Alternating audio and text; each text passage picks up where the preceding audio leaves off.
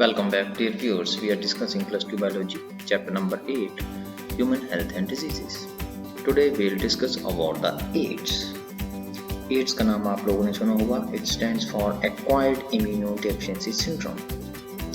This means deficiency of immune system acquired during the lifetime of an individual, indicating that it is not a congenital disease. तो इसका क्या मतलब है कि जो एड्स है ये कंजेनिटल डिजीज नहीं है, मींस बाय बर्थ नहीं होती है, ये ड्यूरिंग लाइफ टाइम जो है वो इंडिविजुअल इसको एक्वायर करता है. Syndrome means a group of symptoms. Group of symptoms को सिंड्रोम कहते हैं. AIDS was first reported in the year 1981 and in the last 25 years or so it has spread all over the world, killing more than 25 million persons. AIDS is caused by the human immunodeficiency virus, HIV जिसको बोलते हैं. It is a member of group of viruses called retroviruses, which have an envelope enclosing the RNA genome. Retroviruses का मतलब ऐसे viruses जिनका genetic material RNA होता है. जो RNA है, since RNA is a single stranded, so it is highly unstable. तो highly unstable होने के कारण इसमें म्यूटेशन हो जाती है बहुत जल्दी. म्यूटेशन हो जाती है बहुत जल्दी अपने आप को चेंज करता है. इसलिए एड्स की आज तक कोई भी रेमेडी हमें नहीं मिल सकी है. इसका कोई भी इलाज हमें अब तक नहीं मिला है. स्ट्रक्चर, अगर हम स्ट्रक्चर की बात करें तो ये वायरस की स्ट्रक्चर आप देख सकते हैं यहाँ पर. ये जेनेटिक मटेरियल है आरएनए, ब्लू कलर में यहाँ दर्शाया गया है.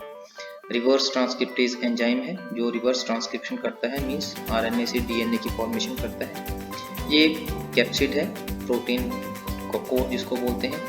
उसके अलावा इसके जो एनवलप है इसमें ये ग्लाइकोप्रोटीन की कोटिंग है.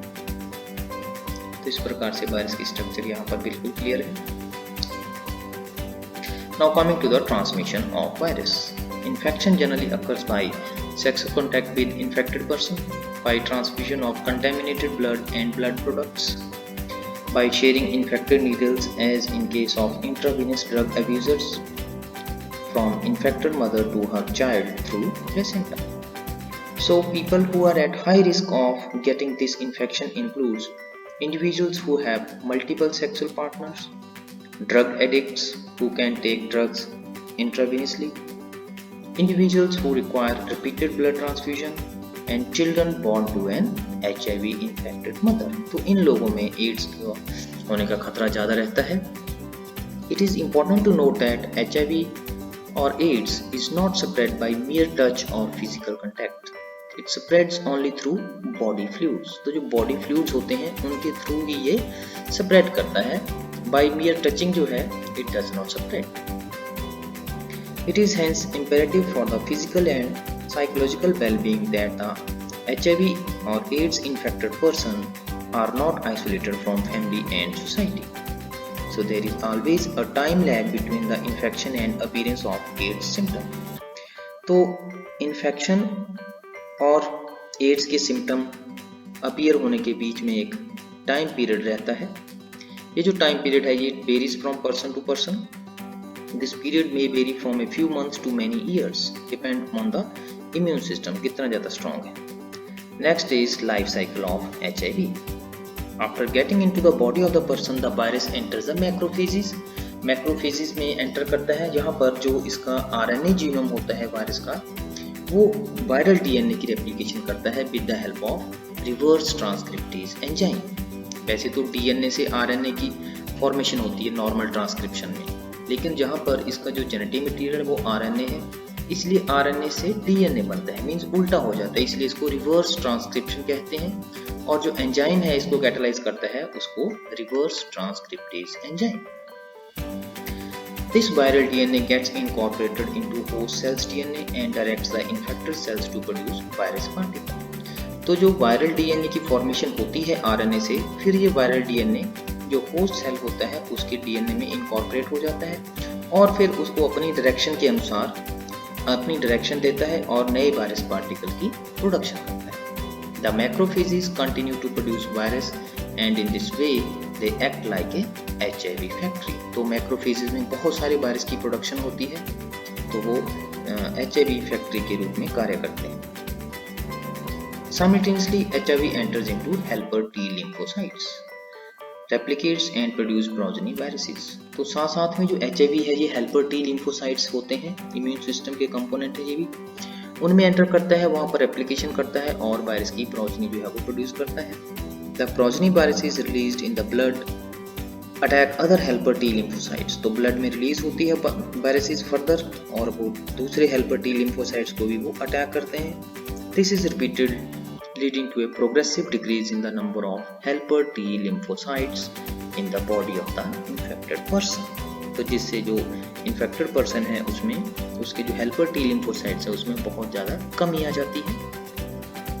नाउ ये लाइफ साइकिल हमने जो देखा है इसकी डायग्रामेटिक यहाँ रिप्रेजेंटेशन की है। ये देखेंगे वायरस है रिट्रोवायरस, इसका जो जब एंटर करता है सेल में तो इसका जो आरएनए है ये आरएनए पहले आरएनए से डीएनए की फॉर्मेशन होती है with the help of reverse transcriptase. फिर जो डीएनए है ये न्यूक्लियस में एंटर करता है, न्यूक्लियस में एंट्री करता है तो जो होस्ट का डीएनए है इसको डायरेक्ट करता है और अपने तरह के वायरस पार्टिकल की प्रोडक्शन करता है।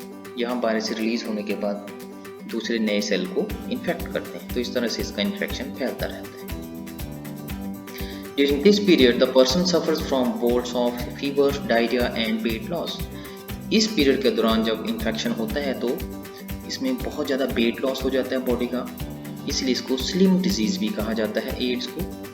Due to decrease in the number of helper T lymphocytes, the person starts suffering from infections that could have been otherwise overcome, such as those due to bacteria, especially mycobacterium, viruses, fungi and even parasites like toxoplasma. तो क्या होता है जब virus का infection होता है HIV का तो जो इम्यून सिस्टम है वो इतना कमजोर हो जाता है कि अगर तो कोई भी छोटा सा इन्फेक्शन भी होगा उस इंडिविजुअल को वो भी ठीक नहीं हो पाएगा। The patient becomes so immunodeficient that he or she is unable to protect himself or herself against these infections। A widely used diagnostic test for AIDS is ELISA। ELISA stands for Enzyme Linked Immunosorbent Assay।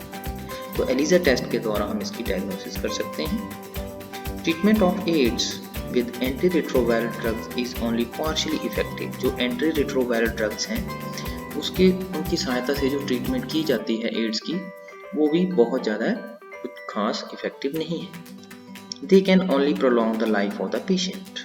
Patient की life को ही prolong कर सकते हैं लेकिन उसकी death को नहीं रोक सकते। Now coming to the prevention of ads.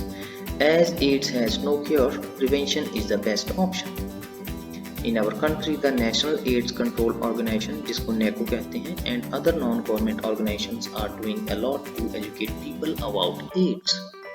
WHO has started a number of programs to prevent the spreading of HIV infection, making blood from blood banks safe from HIV, ensuring the use of only disposable needles and syringes in public and private hospitals and clinics, free distribution of condoms, controlling drug abuse, advocating safe sex, and promoting regular checkups for HIV in susceptible populations are some such steps taken up। Infection with HIV or having AIDS is something that should not be hidden, since then the infection may spread to many more people। अगर किसी को HIV का infection हो जाता है तो उसको इस बात को छुपाना नहीं चाहिए क्योंकि इससे दूसरे अन्य लोगों को भी स्प्रेडिंग इसकी हो सकती है। HIV infected people need help and sympathy instead of being shunned by the society। तो उनको हमें सहानुभूति होनी चाहिए उनके प्रति। Unless society recognizes it as a problem to be dealt with in a collective manner, the chances of wider spread of the disease increases manifold। तो इसको एक प्रॉब्लम, सोसाइटी को इसको एक बहुत बड़ी प्रॉब्लम समझना चाहिए और कलेक्टिव होकर इसका सामना करना चाहिए, इसके बचाव में आना चाहिए, लोगों को जागरूक करना चाहिए ताकि इसका जो स्प्रेड है उसको रोका जा सके। तो आज की वीडियो में इतना ही। Thank you very much.